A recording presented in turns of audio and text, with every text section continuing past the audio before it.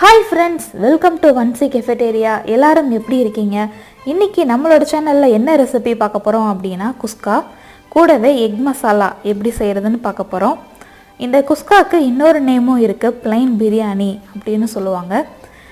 ரொம்ப சிம்பிளாவும் இருக்கும், அதை விட டேஸ்ட் சூப்பரா இருக்கும். இந்த ரெசிபி செய்யறதுக்கு முன்னாடி எல்லாருக்கும் ஹாப்பி மதர்ஸ் டே, இனிய அன்னையர் தின வாழ்த்துக்கள். இந்த குஸ்கா மற்ற சாப்பிட்ற பிரியாணி வெரைட்டிக்கும் இந்த குஸ்காக்கும் ஒரு டிஃப்ரெண்ட் என்ன அப்படின்னா, மசாலா வதக்கி அரைச்சி ஆட் பண்ணுவோம். அது ஒரு டிஃப்ரெண்ட் ஃப்ளேவரை கொடுக்கும். வாங்க இந்த குஸ்கா எப்படி செய்யலான்னு ஃபஸ்ட்டு பார்க்கலாம். ஒரு கடாய் எடுத்திருக்கேன், அதில் ஆயில் ஆட் பண்ணி ஆயில் நல்லா ஹீட் ஆன பின்னாடி ஒரு சின்ன சைஸ் பட்டை, 4 கிராம்பு, ஒரு சின்ன சைஸ் ஜாதி பத்திரி, அரை ஸ்டார் அனீஸ் அன்னாச்சி பூ, 2 க்ரீன் சில்லி பச்சை மிளகாய், கொஞ்சமாக ஆனியன், கொஞ்சமான ஒரு பெரிய வெங்காயத்தில் 1/4 பங்கு அளவு கட் பண்ணி ஆட் பண்ணியிருக்கேன். அடுத்து நல்லா ஃப்ரை பண்ணணும். இது கூடவே ஜிஞ்சர் கார்லிக்காக கட் பண்ணியும் ஆட் பண்ணிக்கலாம். அப்படி இல்லை தனியாக பேஸ்ட்டாக இருக்குது அப்படின்னா நம்ம குஸ்கா செய்கிறப்ப ஆட் பண்ணிக்கலாம். ஆனியன் நல்லா ஃப்ரை ஆன பின்னாடி மல்லி புதினாவை நல்லா வாஷ் பண்ணிவிட்டு அதில் ஆட் பண்ணி லைட்டாக வதக்கினா போதும்.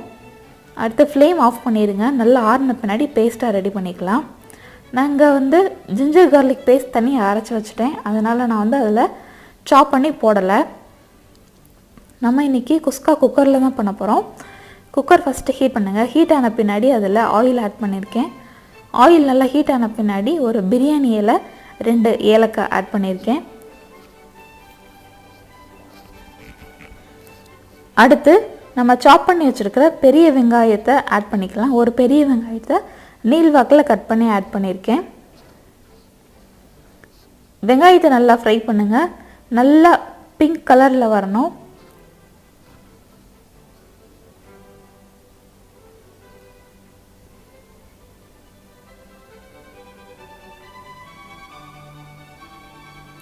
குஸ்காவில் கரம் மசாலா ரொம்ப கம்மியாக சேருங்க, அப்போ தான் அதோடய ஃப்ளேவர் ரொம்ப நல்லாயிருக்கும். அதிகமாக சேர்த்தோம் அப்படின்னா நல்லா இருக்காது அதோடய ஃப்ளேவர். இப்போது வெங்காயம் ஓரளவு வதங்கின பின்னாடி 1 ஸ்பூன் அளவு ஜிஞ்சர் கார்லிக் பேஸ்ட் அதில் ஆட் பண்ணியிருக்கேன். இப்போது அதையும் ஆட் பண்ணி மறுபடியும் கொஞ்சம் நேரம் ஃப்ரை பண்ணலாம். அடுத்து நம்ம தக்காளி ஆட் பண்ணிக்கலாம். 2 தக்காளியை சின்ன சின்னதாக கட் பண்ணி ஆட் பண்ணியிருக்கேன். தக்காளி வேகமாக வதங்கிறதுக்கு சால்ட் ஆட் பண்ணிக்கலாம், வேகமாக வதங்கிரும்.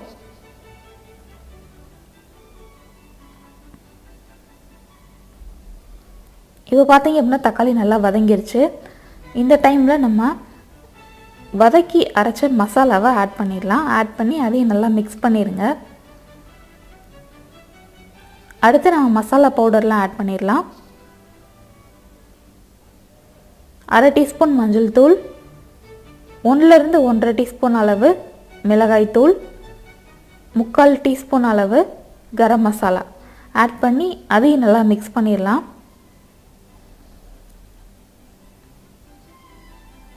அடுத்து 2 டேபிள் ஸ்பூன் அளவு கர்ட், கெட்டியான தயிர் ஆட் பண்ணியிருக்கேன். அதையும் நல்லா மிக்ஸ் பண்ணிடலாம். நல்லா கட்டி இல்லாமல் நல்லா மிக்ஸ் பண்ணிடலாம். இப்போ மிக்ஸ் பண்ண பின்னாடி நான் ஒரு 4 டம்ளர் தண்ணி ஆட் பண்ணியிருக்கேன். 2 டம்ளர் பாஸ்மதி அரிசி எடுத்திருக்கேன், அதுக்கு 4 டம்ளர் தண்ணி ஆட் பண்ணியிருக்கேன். அடுத்து மல்லி புதினாவை நல்லா வாஷ் பண்ணி அதில் ஆட் பண்ணிக்கலாம்.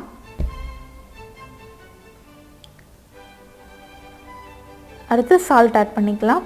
சால்ட் எப்போவுமே கொஞ்சம் அதிகமாக போடுங்க, ஏன்னா பிரியாணிக்கு எப்போவுமே சால்ட்டு கொஞ்சம் லிட்டில் பிட் கொஞ்சம் அதிகமாக இருந்தால் போதும், ரொம்ப அதிகமாக போடக்கூடாது.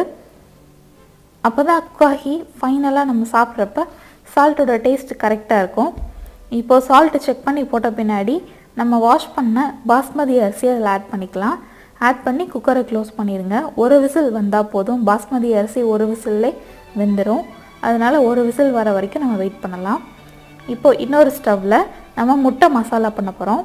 நான் முன்னாடியே 3 எக் நல்லா பாயில் பண்ணி தோல் உரித்து எடுத்து வச்சுட்டேன்.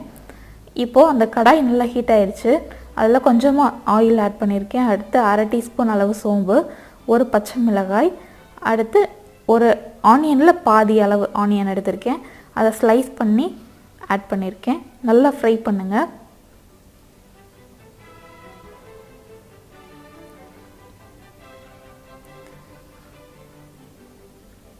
எக் மசாலாவுக்கு ஆனியன் இப்படி தான் கட் பண்ணணும் இல்லை, ரொம்ப சின்ன சின்னதாக கட் பண்ணியும் ஆட் பண்ணிக்கலாம், நீள்வாக்கில் கட் பண்ணியும் ஆட் பண்ணிக்கலாம். அது நம்மளோட இஷ்டம் தான். இப்போது 1 டீஸ்பூன் அளவு இஞ்சி பூண்டு பேஸ்ட் அதில் ஆட் பண்ணியிருக்கேன். அதையும் நல்லா பச்சை வாசனை போகிற அளவுக்கு வதக்கிக்கலாம். இப்போது இந்த டைமில் நம்ம தக்காளி ஆட் பண்ண போகிறோம். ஒரு தக்காளியில் பாதி அளவு, இல்லாட்டி ரொம்ப குட்டி தக்காளியாக ஒன்று எடுத்துக்கோங்க. ஜஸ்ட்டு ஒரு புளிப்பு டேஸ்ட்டுக்காக தான் நம்ம தக்காளி ஆட் பண்ணுறோம்.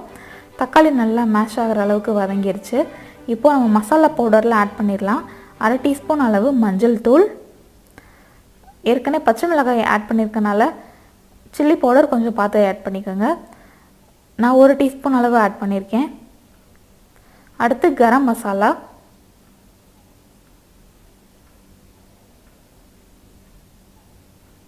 ரொம்ப ட்ரையாக இருக்கிறனால கொஞ்சம் தண்ணி தெளிச்சுக்கலாம், கொஞ்சம் பேஸ்ட் மாதிரி நமக்கு கிடைக்கும்.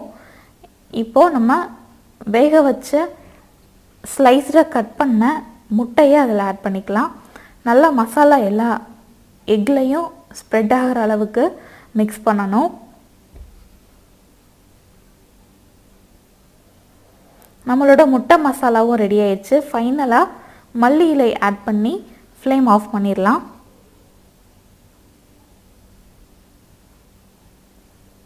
இப்போ நம்மளோட குஸ்காவும் ரெடி ஆயிடுச்சு. ஒரு விசில் வந்தோடனே ஆஃப் பண்ணியாச்சு. கொஞ்ச நேரம் அதோட சவுண்டு அடங்குற வரைக்கும் நம்ம வெயிட் பண்ணியாச்சு. வெயிட் பண்ணி இப்போ ஓப்பன் பண்ணால் சூப்பராக குஸ்கா ரெடி ஆயிடுச்சு. நல்லா அரிசி உடையாமல் நல்லா குக் ஆகியிருக்கு. இன்னும் கொஞ்சம் ஆறுன பின்னாடி பார்த்தீங்க அப்படின்னா நல்லா உதிரி உதிரியாக ஒட்டாமல் வரும். நம்மளோட எம்மியான குஸ்காவும் எக் மசாலாவும் ரெடி ஆயிடுச்சு. இந்த வீடியோ உங்களுக்கு பிடிச்சிருக்குன்னு நினைக்கிறேன். இந்த வீடியோ பிடிச்சிருந்துச்சு அப்படின்னா இந்த வீடியோக்கு ஒரு லைக் கொடுங்க, ஷேர் பண்ணுங்கள், நம்ம சேனலை சப்ஸ்கிரைப் பண்ணுங்கள். தேங்க்ஸ் ஃபார் வாட்சிங்.